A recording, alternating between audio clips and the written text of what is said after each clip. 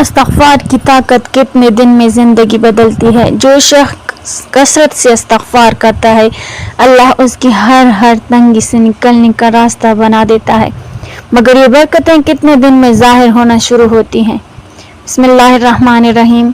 क्या आप परेशानियों, कर्जों, रिस्क की तंगी, बीमारियों, घरेलू मसाइल या ज़हनी बेसुकूनी का शिकार हैं? क्या आप जानना चाहते हैं कि एक ऐसा अमल कौन सा है जो अल्लाह ताला के हुक्म से इंसान की जिंदगी बदल सकता है? अगर हाँ, तो आज की ये वीडियो आपके लिए है। आज हम बात करेंगे इस्तग़फ़ार की ताकत के बारे में। इस्तग़फ़ार एक ऐसा अजीम जिक्र है जिसके फ़वाइद कुरान करीम और अहादीस मुबारका में बार बार बयान किए गए हैं।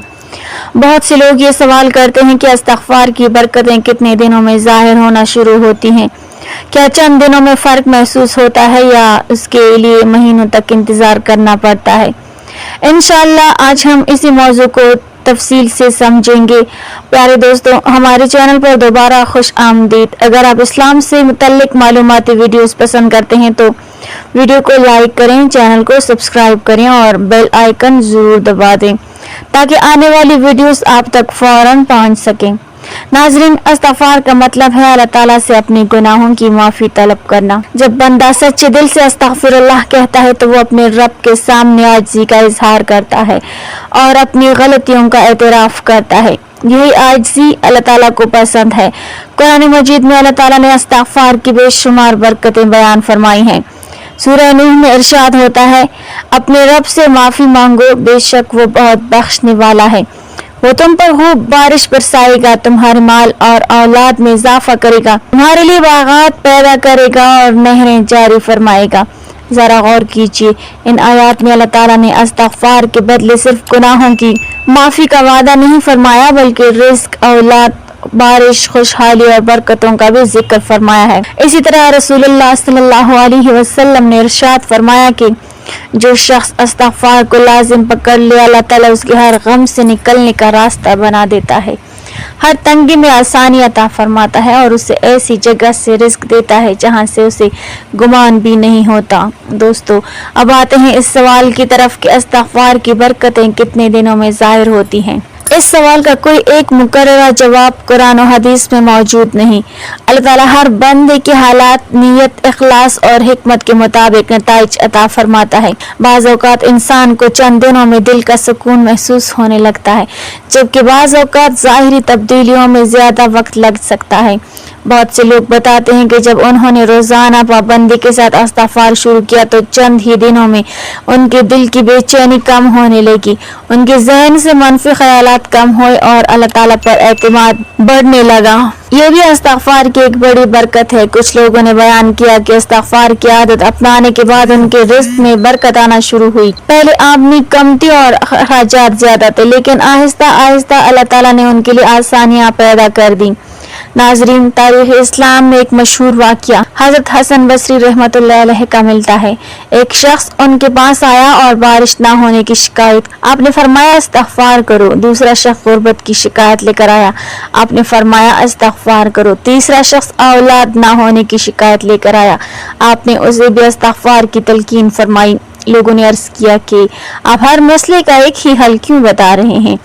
इस पर हज़रत हसन बसरी रहमतुल्लाह अलैह ने सूरह नूह की आयत तिलावत फरमाई जिनमें इस्तग़फ़ार के जरिए रिज़्क़, बारिश और औलाद की बशारत दी गई है।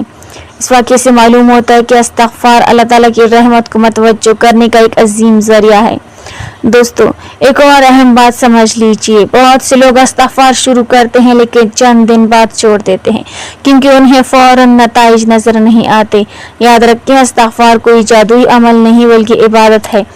इबादत का मकसद अल्लाह ताला की रज़ा हासिल करना है। जब बंदा मुस्तकिल मिजाज इख्तियार करता है तो अल्लाह ताला उसे दुनिया और आखिरत दोनों में फ़ायदा अता फरमाता है।